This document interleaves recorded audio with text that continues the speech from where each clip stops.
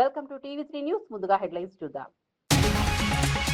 Visakha steel plant లో భద్రతకు ప్రాధాన్యత ఇవ్వాలన్న పవన్. ప్రమాదంపై పారదర్శక విచారణ జరగాలని డిప్యూటీ సీఎం సూచన.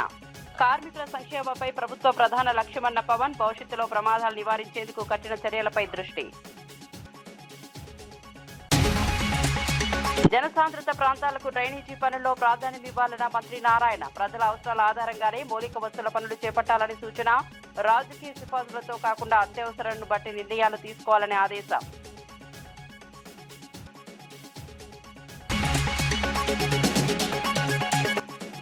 బాల్కసుమన్ అరెస్టుపై కాంగ్రెస్ ను నిలదీసిన బీఆర్ఎస్. అవినీతి బయటపెట్టినందుకే కేసులంటూ ఆరోపణలు. ప్రతిపక్షాల గొంతు నొక్కే ప్రయత్నాలు జరుగుతున్నాయన్న విమర్శ. బాల్కసుమన్ కు న్యాయం జరిగే వరకు పోరాటం కొనసాగుతుందన్న బీఆర్ఎస్. స్టీల్ ప్లాంట్ బాధితులకు అండగా నిలిచిన లోకేష్. మృతుల కుటుంబాలకు అదనపు పరిహారం ప్రకటించిన కేంద్రం. కుటుంబ సభ్యులకు శాశ్వత ఉద్యోగ హామీ. కార్మిక భద్రతకు ప్రభుత్వం కట్టుబడి ఉందన్న లోకేష్.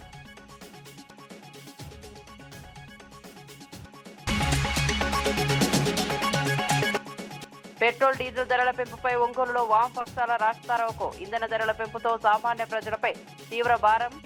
నిరసనకు దిగిన నాయకులను అదుపులోకి తీసుకున్న పోలీసులు.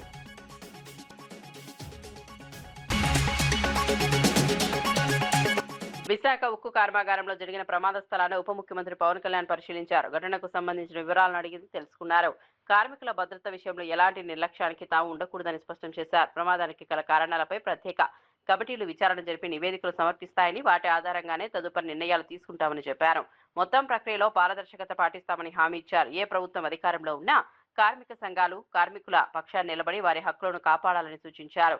భవిష్యత్తులో ఇలాంటి ప్రమాదాలు పునరావృతం కాకుండా కఠిన భద్రతా చర్యలు అమలు చేయాలని యాజమాన్యానికి సూచించారు. కార్మికుల సంక్షేమమే ప్రభుత్వ ప్రధాన లక్ష్యమని పవన్ కళ్యాణ్ తెలిపారు. శ్రీకాకుళం జిల్లా పలాసలో వైసీపీ స్థానిక ఎన్నికల సన్నద్ధం. రిపీట్. మంగళవారం నాడు మాజీ మంత్రి డాక్టర్ సీదిరి అప్పలరాజు ప్రారంభించారు. రక్షణ కవచం సంఘాలు ఈ పొలిటికలైజేషన్లోనో లేదంటే మన పార్టీ రాజకీయాల్లో పడిపోయి నిజంగా కార్మికుల సంక్షేమం ఎంతవరకు ముందుకు తీసుకెళ్లారనేది కూడా నాకు వాళ్ళతో కూర్చొని నేను మాట్లాడతాను సార్. నేను I don't try to shy away sir. ఇప్పుడు కనీసం సార్ మేనేజ్మెంట్ కూడా ఇంటర్నల్ ట్రాన్స్ఫర్ చేస్తుంది. అసలు సంబంధం లేనటువంటి డిపార్ట్మెంట్ ని డిప్లాయ్ చేయడం వల్ల ఈ ప్రమాదం జరిగిందనేది, చనిపోయినటువంటి వాళ్ళలో కూడా అట్లాంటి వ్యక్తి ఒకరు ఉన్నారనేది ఇప్పుడు కార్మికులు చెప్తున్నటువంటి మాట. అంటే ఇప్పుడు స్టీల్ ప్లాంట్ యాజమాన్యం కూడా ఈ ఎంప్లాయీస్ విషయంలో కొంత అలసత్వం వహిస్తుందనేది ప్రధానమైనటువంటి విమర్శ. దీని మీద అసలు ఏమన్నా మేనేజ్మెంట్ తో మాట్లాడడం కానీ కేంద్రంతో ఇవన్నీ సార్ ఇవన్నీ కూర్చోబెట్టి మనం ఇలాంటి సంఘటన జరిగినప్పుడు మాట్లాడతాం సార్. సంఘటన జరిగినప్పుడు అన్ని బయటకు. నేను అంటానంటే who is the first line of defence ఇక్కడ మీరు చెప్పండి. ఫస్ట్ లైన్ ఆఫ్ డిఫెన్స్ ఎవరు? కార్మిక సంఘం, యూనియన్స్. వాళ్ళ పనులు సరిగ్గా చేస్తున్నాయా లేదు ఇవన్నీ వాళ్ళు మాట్లాడాల్సిందే. వాళ్ళు ఆ రోజు నేను వచ్చి కూర్చున్నప్పుడు ఒక్కళ్ళు నేను ఇదే చెప్పాను, మాకు ఇన్ని సమస్యలు ఉన్నాయి. ఓకే, మన అందరం కింద పడతాము, మీద పెడతాము, వెళ్తాము, 10 సార్లు నెగోసియేషన్ జరుగుతాయి. అసలు సమస్యని మీరు ఇవన్నీ చెప్పకుండా మీకు అన్యాయాలు జరిగిపోతున్నాయి, ఇవి జరిగిపోతున్నాయంటే నేను అనేది ఏంటంటే మీరు ఒక లాజికల్గా ఒక రేషనల్గా మాట్లాడకుండా పూర్తి ఎమోషన్ మీదను ఇలా కూర్చొని మాట్లాడితే కాదు. కూర్చోబెట్టి మన లాగ్ బుక్స్ తీసుకోవాలి, ఏమేం జరిగినాయి, నిజంగా మీరు చెప్పినట్టుగా అడ్మినిస్ట్రేటివ్ జాబ్ని పెంచి స్కిల్డ్ లేబర్ని లేకుండా చేస్తారు. ఇవన్నీ ఏంటంటే మనం ఆఫ్ ద హ్యాండ్ ఇలాగ మనం కూర్చొని ఇది మీడియా ట్రయల్ కాదు, లేదంటే సోషల్ మీడియా ట్రయల్ కాదు. It should be a very deep investigative approach with committee of experts has to happen. దీనికి పొలిటికల్ విల్ ఉన్నారు. దీనికంటే మేము పొలిటికల్ నేను ఈ రోజుకి చెప్తాం కదా, ఇండివిజువల్గా మేము యాజ్ జనసేన పార్టీ ఈరోజు మేము ప్రభుత్వంలో భాగస్వామ్యం అయినా కానీ మేము ఎక్కడ దీన్ని షన్ చేయట్లేదు.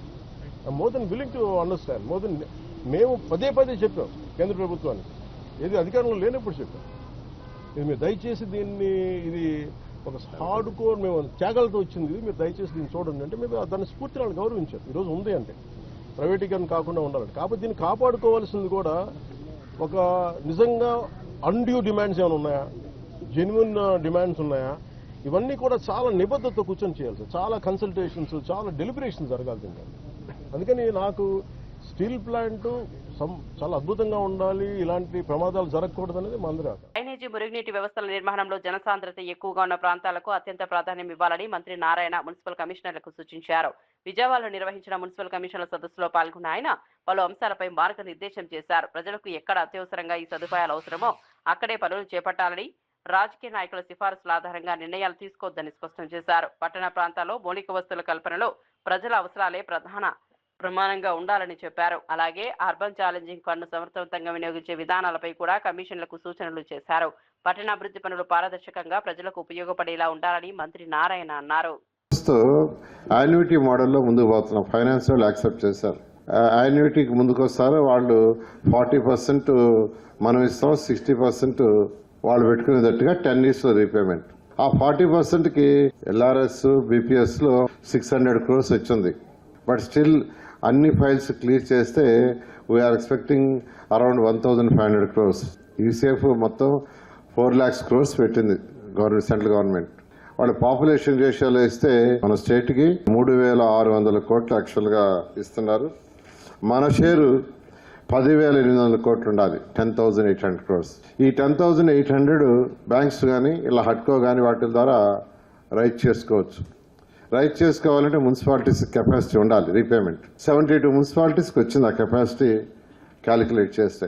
అన్నెసరీగా ఉన్న వాటిలన్నింటి పగలగొట్టి కొత్తవి చేయొద్దు. ఎందుకంటే నేను కూడా ఎమ్మెల్యేని. నాయకులు అది పెట్టేయండి, ఇది పెట్టేయండి, ఇది పెట్టేయమంటారు. అది సహజం. ఆ పెద్ద పెద్ద డ్రైన్స్ ఎడతారు. అవి చేస్తాం, చేయమంటారా. ఫస్ట్ పాపులేషన్ ఎక్కడైతే ఉండారో అక్కడ ఉండే డ్రైన్స్, కచ్చా డ్రైన్స్ని ఇన్నిసార్లు ఎందుకు చెప్తున్నానంటే నేను నెల్లూరులో చూస్తున్నా. విశాఖపట్నం రైల్వే జోన్ సాధనలో భారతీయ జనతా పార్టీ కీలక పాత్ర పోషించిందని బీజేపీ నేత మాజీ ఎమ్మెల్యే పీవీఎన్ మాధవ్ తెలిపారు. కేంద్ర ప్రభుత్వం ప్రకటించిన విశాఖ రైల్వే జోన్ కోసం బీజేపీ ఎన్నో ఏళ్లుగా నిరంతరం పోరాటం చేసిందని చెప్పారు. తాను యువమోర్చా నాయకుడిగా ఉన్నప్పటి నుంచే రైల్వే జోన్ అంశాన్ని కేంద్రం దృష్టికి తీసుకెళ్లినట్లు గుర్తు చేశారు.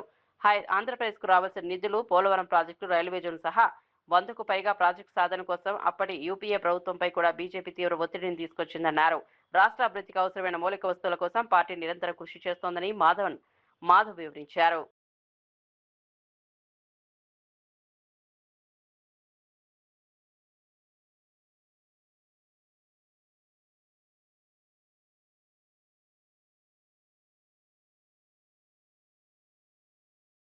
రైల్వే జోన్ సంబంధించిన ఏదైతే దాని పోరాటం ఉందో ఆ పోరాటాల యొక్క ఫలితంగా ఈ యొక్క రైల్వే జోన్ రావటం జరిగింది. దీంట్లో మేము కూడా భాగస్వామ్యం అవటం. ఆ విధంగా రైల్వే జోన్ గురించి మొదట నాకు తెలిసి నేను 1992 అప్పుడు మన విశాఖపట్నానికి మేయర్గా డివి సుబ్బారావు గారు ఉండేవాడు. డివి సుబ్బారావు గారి నేతృత్వంలో ఆ రోజు విశాఖపట్నం యొక్క పేరు వాల్టేర్ జంక్షన్గా ఉండేది. ఈ యొక్క వాల్టేర్ జంక్షన్ పేరు విశాఖపట్నం అని మార్చాలని చెప్పి ఆ రోజు అందరూ కూడా వెళ్ళటం జరిగింది. అప్పుడు ఏబీపీ స్టూడెంట్ ఆర్గనైజేషన్ తరఫున నేను కూడా వెళ్ళటం జరిగింది. ఆ విధంగా మేము ప్రతి క్లాస్ టు క్లాస్ మొత్తం ఒక వైజాగ్లోని అన్ని డిగ్రీ కాలేజెస్లో విశాఖపట్నం వాల్టేర్ జంక్షన్ అనే పేరు మార్చాలి.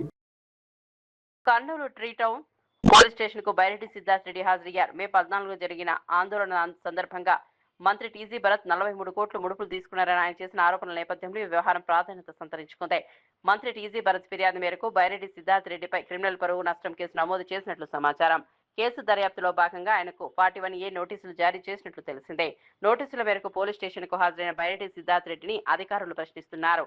శేషే సమక్షంలో విచారణ కొనసాగుతున్నట్లు పోలీసు వర్గాలు తెలిపాయి. 5 కోట్లు ఎత్తినాడు ఈయన మినిస్టర్. నారా లోకేష్ కూడా తెలియకుండా 45 కోట్లు ఎత్తినాడు. ఎత్తితే నారా లోకేష్ పిలిపించినాడు భరత్ని. పిలిపించి నాకు తెలియకుండా నువ్వు ఎట్ట ఎత్తినావు, 45 కోట్లు ఎత్తేటప్పుడు నాకు చెప్పాలన్నా లేదా అన్నాడు. అనింటే దానికి భరత్ ఏం చెప్పినాడు తెలుసా? డాడీకి చెప్పినా నేను అన్నాడు. దానికి లోకేష్ ఏమన్నాడు తెలుసా? చెప్పాల్సింది మీ డాడీకి కాదురా, మా డాడీకి. వీళ్ళు ఇంత నీచంగా ఇదే పూడిచెర్ల కాడ సోలార్ పడితే దాని పక్కన 1600 ఎకరాలు కొనుక్కునేదానికి ఈ టీజీ భరత్ సిద్ధమన్నాడు. మొన్న వాయినా వాళ్ళ పిఏ ఇద్దరు కలిసి పోతారంట కారులో. పోతా అంటే ఈ టీజీ భరత్ చెప్పాడంట వాళ్ళ పిఏకి, ఒరే ఈ ల్యాండ్ భలే ఉందిరా, బుజ్జగించో, బెదిరించో, డబ్బులిచ్చో ఈ ల్యాండ్ తీసేసుకోవాల్సిందే మనము. అంటే సార్ చాలా కష్టం సార్ అని అంట. నేను చెప్తానారా ఎందుకు కష్టము, ఖచ్చితంగా తీసుకోవాల్సిందే ఈ ల్యాండ్ అంటే అయినా కూడా కష్టమే సార్ అంట. ఎందుకురా అంటే ఆ ల్యాండ్ మందే సార్ అని అంటారు. అంటే యాడ ఎంత భూమి ఎత్తుతా అనేది కూడా వీళ్ళకి తెలియదు. ప్రకాశం జిల్లా ఒంగోలులో పెట్రోల్ డీజిల్ వంట గ్యాస్ ధరల పెంపు నిరసిస్తూ వామపక్షాల ఆధ్వర్యంలో రాస్తారోకో నిర్వహించారు. కేంద్ర రాష్ట్ర ప్రభుత్వాల విధానాలకు వ్యతిరేకంగా పెద్ద ఎత్తున నిరసన వ్యక్తం చేసిన నాయకులను పోలీసులు అదుపులోకి తీసుకున్నారు. ఒక్క నెలలోనే 4 సార్లు ఇంధన ధరలు పెంచడం వల్ల సామాన్య ప్రజలపై తీవ్ర భారం పడుతోందని వామపక్ష నేతలు విమర్శించారు. కేంద్ర ప్రభుత్వం 25%, రాష్ట్ర ప్రభుత్వం 35% పన్నులు విధించడం ద్వారా ప్రజలపై అదనపు భారం మోపుతున్నారని ఆరోపించారు. అంతర్జాతీయ మార్కెట్లో ధరలు తగ్గినప్పుడు వినియోగదారులకు ఎందుకు ప్రయోజనం కల్పించలేదని ప్రశ్నించారు.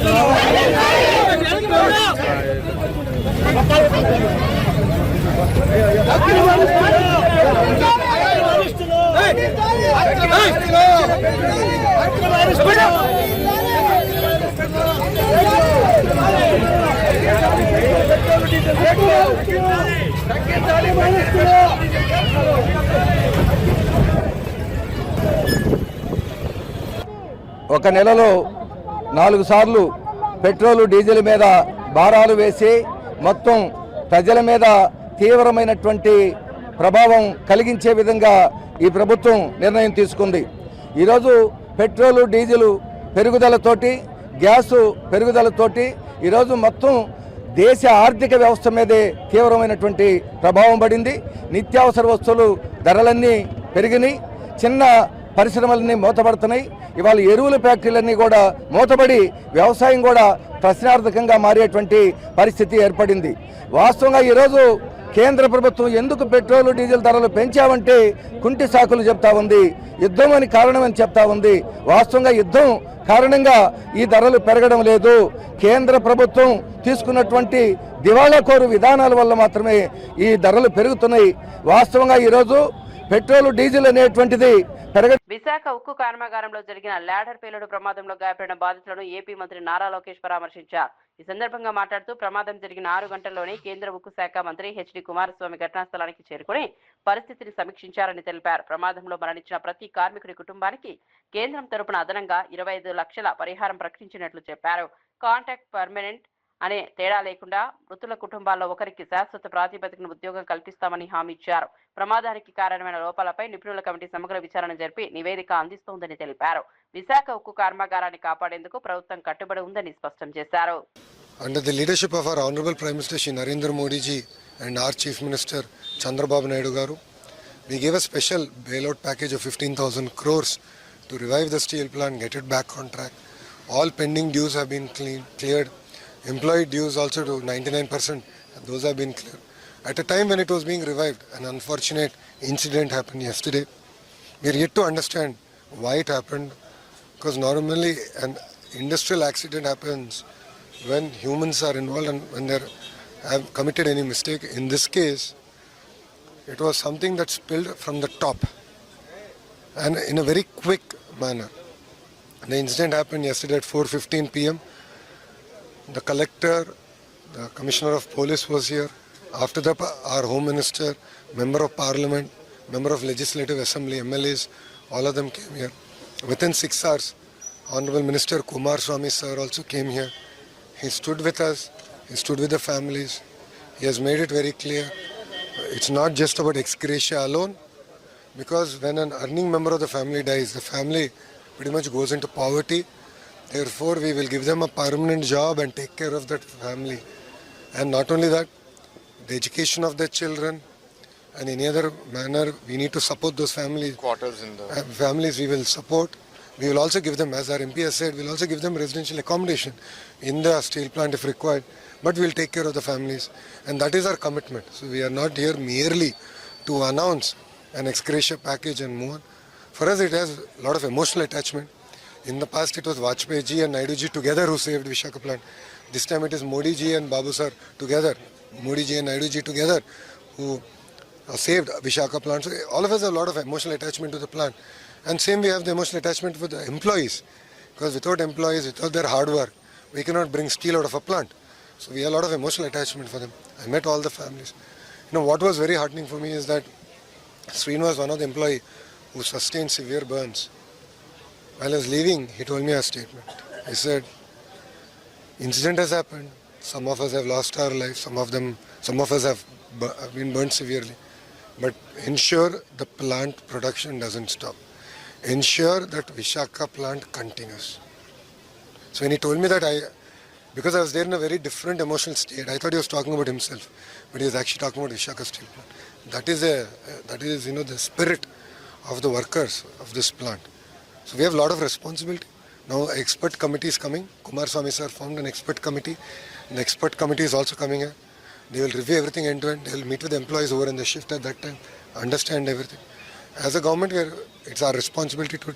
నాంపల్లి ఎగ్జిబిషన్ గ్రౌండ్స్ లో చేప ప్రసాదం పంపిణీ సందర్భంగా Toli Chowki detective inspector G Balaraj తన మానవతా దృక్పథాన్ని చాటుకున్నారు. శాంతి భద్రతల పరిరక్షణ బాధ్యతలు నిర్వహిస్తూనే అక్కడికి వచ్చిన ఆకలితో ఉన్న పలువురికి పండ్లను పంపిణీ చేశారు. కార్యక్రమానికి భారీగా ప్రజలు తరలి వచ్చిన నేపథ్యంలో కొందరు ఆహారం లేక ఇబ్బందులు పడుతున్న విషయాన్ని గుర్తించిన బాలరాజ్ స్వయంగా ముందుకు వచ్చి సహాయం అందించారు. పోలీస్ విధులతో పాటు సామాజిక బాధ్యతను కూడా నిర్వర్తించిన ఆయన చర్యపై ప్రజలు ప్రశంసలు కురిపిస్తున్నారు.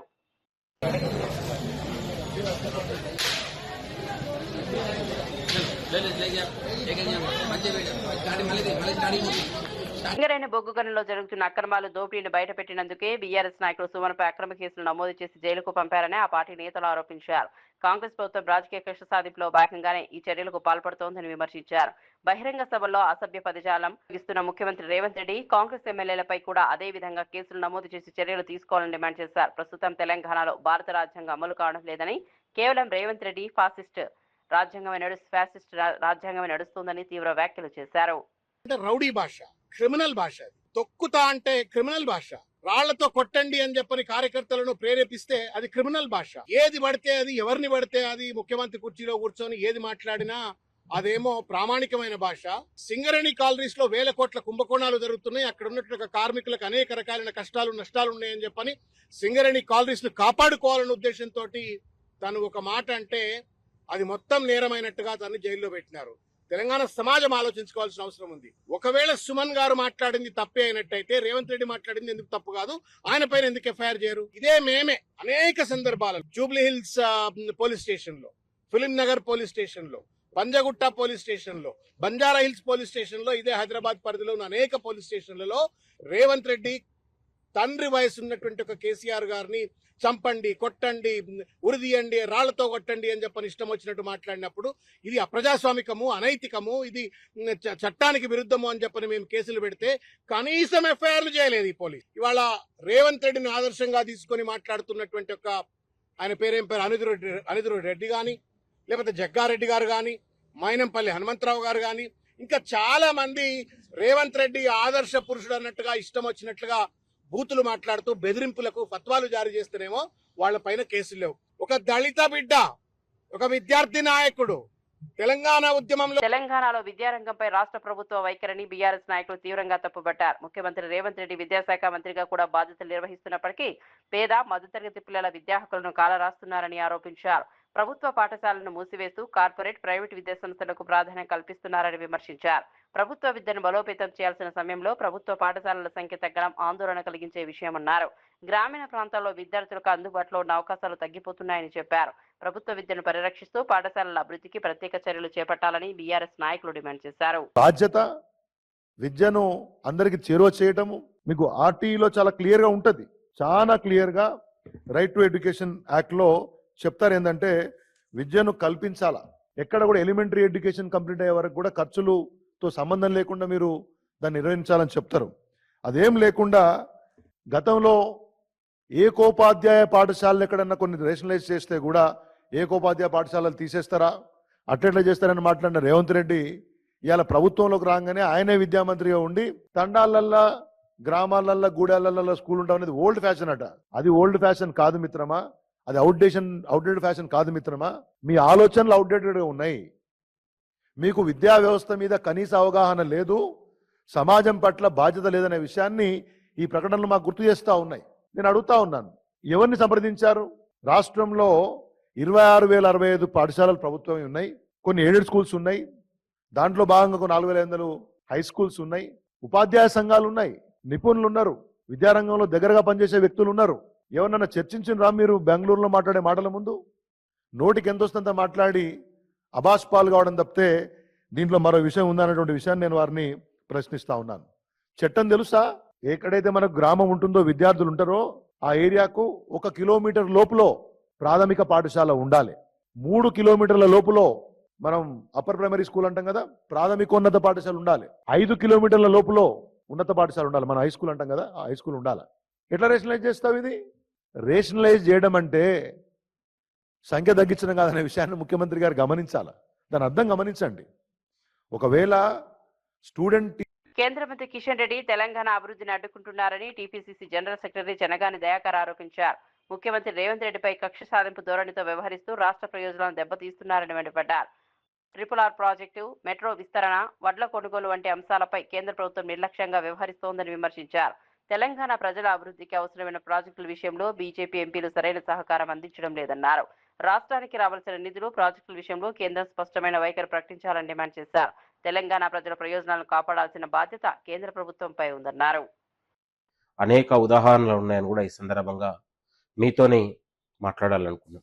ప్రజలారా, ఇవాళ ప్రజాపాలన అధికారం వచ్చిన తర్వాత కిషన్ రెడ్డి గారు కేంద్ర మంత్రిగా ఉండి తెలంగాణకు తీసుకొచ్చినటువంటి నిధులెంత, తెలంగాణకు తీసుకొచ్చినటువంటి కేంద్ర అభివృద్ధి నుంచి తెలంగాణ రాష్ట్రానికి వచ్చినదెంత ఒకసారి గమనిస్తే, ఇవాళ రీజనల్ రింగ్ రోడ్ అయినా, మెట్రో రైల్ అయినా, సింగూరు జలాలైనా, తుమ్మిడి హెట్ అయినా, తెలంగాణ ప్రజాప్రభుత్వం, ప్రజాపాలన ప్రస్తావించిన ఏ ఒక్క అభివృద్ధికి కూడా కిషన్ రెడ్డి గారు నేటికి కూడా సమాధానం లేదు.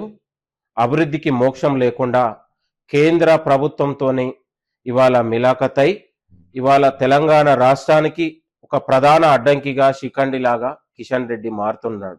కారణం ఏదంటే, గత 10 ఏళ్ల నుంచి కేసీఆర్ ప్రభుత్వంతోని ఆర్థిక రాజకీయ సంబంధాలతోని అంటిపెట్టుకొని ఇవాళ అధికారం పోయిన తర్వాత కూడా ఇవాళ బీఆర్ఎస్ పార్టీకి వకాలత్గా మారి ఇవాళ కేసీఆర్తో రాజకీయ ఆర్థిక సంబంధాల భాగంలోనే ఈరోజు ప్రజాప్రభుత్వం పైన, ప్రజాపాలన పైన కక్ష సాధింపు చర్యలకు పాల్పడతా ఉన్నారు. కిషన్ రెడ్డి గారు, ఇవాళ తెలంగాణ ప్రజలు మిమ్మల్ని 8 మంది ఎంపీలని కేంద్రానికి పంపితే తెలంగాణకు తీసుకొచ్చింది మీరు గుండు సున్నా. 2 సార్లు బడ్జెట్ సమావేశాల్లో తెలంగాణకు గుండు సున్నా వచ్చినా కూడా మీ యొక్క ఏనాడు కూడా మీరు కేంద్ర ప్రభుత్వం దగ్గరికి వెళ్ళి తెలంగాణ అంశాలు కానీ, తెలంగాణకు జరిగిన అన్యాయం గురించి ఏ ఒక్క రోజు కూడా మాట్లాడలేదు. కడప జిల్లా ప్రొద్దుటూరులో అంతర్రాష్ట్ర దొంగను పోలీసులు అరెస్ట్ చేశారు. తమిళనాడుకు చెందిన శివకుమార్ చెవిటి మూగ వ్యక్తిగా నటిస్తూ ప్రజలను మోసం చేస్తున్నట్లు పోలీసులు తెలిపారు. తనకు తల్లిదండ్రులు, బంధువులు లేరని చెప్పి స్థానికుల సానుభూతిని పొందిన నిందితుడు ఒంటరిగా ఉన్న ఇళ్లను లక్ష్యంగా చేసుకుని చోరీలకు పాల్పడేవారని వెల్లడించారు. ఈ ఏడాది ఫిబ్రవరిలో ఒక ఇంట్లో చోరీ చేసి బంగారు ఆభరణాలు అపహరించడంతో బాధితుడు పోలీసులకు ఫిర్యాదు చేశారు. కేసు నమోదు చేసుకున్న పోలీసులు సీసీటీవీ దృశ్యాల ఆధారంగా దర్యాప్తు చేపట్టి నిందితుడిని గుర్తించి అదుపులోకి తీసుకున్నారు. అతని వద్ద నుంచి 92 గ్రాముల బంగారం, 20 గ్రాముల వెండి, పలు మొబైల్ ఫోన్లను స్వాధీనం చేసుకున్నారు. ఫిబ్రవరి 7 మనకు ఒక కంప్లైంట్ వచ్చింది, శంకరయ్య గారి స్ట్రీట్ లో ఒక దొంగతనం జరిగింది అని. సో అప్పుడు మనకు ఇచ్చిన డీటెయిల్స్ ప్రకారం ఒకతను డెఫ్ అండ్ డంబ్ అని ఒకతను వచ్చాడు. డాక్టర్ సైండ్ సర్టిఫికేట్ తీసుకువస్తాడు, ఏదో డొనేషన్ అడుగుతాడు, ఏదో ఒక హెల్ప్ అడుగుతాడు. అడిగిన తర్వాత వాళ్ళు ఎవరైనా హెల్ప్ చేయడానికో లేదో అక్కడ ఏదైనా అటెన్షన్ డైవర్ట్ అయిన తర్వాత ఇంట్లో ఏదేది ఉంటుందో తీసుకెళ్తారు. అట్లా చేశారు అని మనకు అప్పుడు కంప్లైంట్ వచ్చింది. చాలా టైమ్స్ తర్వాత మనం డిజిటల్ సర్వైలెన్స్ పెట్టాము, మనకు కొంచెం డీటెయిల్స్ దొరికింది. అది యూస్ చేసి సో దాంట్లో దొరికిన క్రూషియల్ డీటెయిల్స్ ప్రకారం we're able to establish identity of one Shivakumar Muniyappan. సొంత ఊరు యాక్చువల్లీ తమిళనాడు. ఆ information we're able to work out and information Vasavi circle దగ్గర ఉంటాడని. So we're able to work it out and catch him also. అతను డిస్పోజ్ చేయకుండా పెట్టుకున్న jewellery we're able to recover. ఇంకా చాలా ఐటమ్స్ కూడా రికవర్ చేశాం. ప్రతిపక్ష వైఎస్ఆర్ కాంగ్రెస్ పార్టీ చేపట్టిన వెన్నుపోటుకు 2 ఏళ్ల కార్యక్రమంలో భాగంగా శ్రీకాకుళం జిల్లా పలాసలో ప్రజా సమస్యలపై టౌన్ హాల్ సదస్సు నిర్వహించారు. మాజీ మంత్రి డాక్టర్ సీదిరి అప్పలరాజు ఆధ్వర్యంలో జరిగిన ఈ కార్యక్రమానికి పలాస నియోజకవర్గానికి చెందిన ప్రముఖులు, వివిధ వర్గాల నాయకులు, ప్రజలు పెద్ద సంఖ్యలో హాజరయ్యారు. ప్రత్యేకంగా ఏర్పాటు చేసిన ముఖాముఖి కార్యక్రమంలో పాల్గొన్న వారు స్థానిక సమస్యలు, అభివృద్ధి పనులు, ప్రజలకు ఎదురవుతున్న ఇబ్బందులపై తమ అభిప్రాయాలను వెల్లడించారు. త్రాగునీరు, రహదారులు, ఉపాధి అవకాశాలు, సంక్షేమ పథకాలు వంటి అంశాలు ప్రధానంగా చర్చకు వచ్చాయి. ప్రజల నుంచి వచ్చిన సూచనలు, సమస్యలను నమోదు చేసుకున్న నాయకులు వాటి పరిష్కారానికి కృషి చేస్తామని చెప్పారు. కదా మీరేం చేశారు అన్నటువంటి ప్రశ్న చాలా మందికి వస్తుంది. నేను కూడా అది ప్రశ్నించుకున్నాను. దానికోసమని కేంద్ర ప్రభుత్వం సింప్ అని ఒక ప్రోగ్రాం పెట్టింది, SIMP. ఈ సింప్ అన్నటువంటి ప్రోగ్రాంలో 50 ఏళ్ళు పైబడి ఉన్నటువంటి ప్రాజెక్టులు, మెయింటెనెన్స్ జరగనటువంటి ప్రాజెక్టులు, టైలాండ్కి వాటర్ రానటువంటి ప్రాజెక్టులు ఏమున్నాయో ఒక 3 ప్రాజెక్టులు ఐడెంటిఫై చేసి మీ రాష్ట్రం నుంచి పంపించండి అని కేంద్ర ప్రభుత్వం అన్నప్పుడు సుమారుగా ఇలాంటి ఒక 8-10 ప్రాజెక్టులు ఆంధ్రప్రదేశ్ ప్రభుత్వం జగన్మోహన్ రెడ్డి గారి హయాంలో ఐడెంటిఫై చేసినప్పుడు మా ప్రాజెక్టు ఖచ్చితంగా ఉండాలి అని జగన్మోహన్ రెడ్డి గారికి ప్రత్యేకంగా చెప్పి సింప్ ప్రోగ్రాంలో దాన్ని పెట్టించినటువంటి బాధ్యత మంత్రిగా నేను తీసుకున్నానని ఈ సందర్భంగా ఈ నియోజకవర్గ ప్రజలకి, ఈ జిల్లా ప్రజలకి నేనైతే మనస్ఫూర్తిగా తెలియజేయదలుచుకున్నాను. ఇలా ముందుకు వచ్చాము. సింప్ ప్రోగ్రాంలో అది పెట్టడం జరిగింది. Irrigation improvement in major projects అని, support for irrigation major projects అన్నటువంటిది ప్రోగ్రామ్ పేరు. దానిలో LMCA పెట్టాం. Today or tomorrow at some point of time LMCA modernisation సుమారుగా 700 కోట్ల పైబడి నిధులతో ఖచ్చితంగా జరుగుతుంది. రెండో విషయం, ఇప్పుడున్నటువంటి ఎగ్జిస్టింగ్ సిస్టంలో గొట్ట బ్యారేజ్ నుంచి రిలీజ్ చేస్తే వాటరు మన వరకు రావడం లేదు. మన వరకు వాటర్ రావాలి అంటే నిరంతరం అక్కడ వాటర్ స్టోరేజ్ ఉండాలి. హిరమండలం రిజర్వాయర్. మరిన్ని అప్డేట్స్ కోసం చూస్తూనే ఉండండి